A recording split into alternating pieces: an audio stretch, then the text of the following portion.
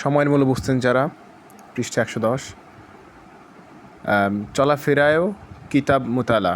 হাফেজ জাহাবি রহমতুল্লাহি আলাই তাজকিরাতুল হুফাজ গ্রন্থে বাগদাদের সুপ্রসিদ্ধ মুহাদ্দিস ও ইতিহাসবিদ, যিনি খতিব বাগদাদি নামে পরিচিত, তার জীবনী আলোচনা করতে গিয়ে লিখেন, তিনি যখন হাঁটতেন তখন সর্বদাই তার হাতে কিতাব থাকত।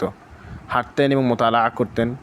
লেখক বলেন, সময়ের পূর্ণ সংরক্ষণ ও এর যথার্থ মূল্যায়ন ছাড়া আর কী উদ্দেশ্য হতে পারে? কী গভীর চিন্তা ছিল তাদের! হাঁটা চলার সময়টুকু পর্যন্ত যেন ইলমি ফায়দা অর্জন ছাড়া না কাটে। আমাদের পূর্ববর্তী অনেক মনীষীর ঘটনাই তো এই পর্যন্ত আমরা পড়লাম যে তারা চলাফেরার সময়টুকুরও মূল্যায়ন করতেন। অথচ হাঁটার সময় একজন মানুষকে অবশ্যই বারবার রাস্তা দিকে তাকাতে হয়।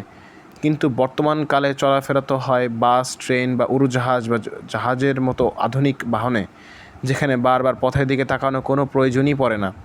এখন তো তালেবে ইলমগণকে অবশ্যই এই সময়টা মূল্যায়ন করা উচিত। জিকির, তেলাওয়াত বা কোনো কিতাবের মোতালায় কাটানো উচিত। জীবনে কত শত সফর হয়, এই দীর্ঘ সময়গুলো অনর্থক কথাবার্তা ও বেফায়দা গল্প গুজবে কাটিয়ে দেয় নির্বুদ্ধিতা ও আত্মপ্রবঞ্চনা ছাড়া আর কি। কিন্তু বন্ধু, আমার কজনই বা মুক্ত আছে এই নির্বুদ্ধিতা থেকে?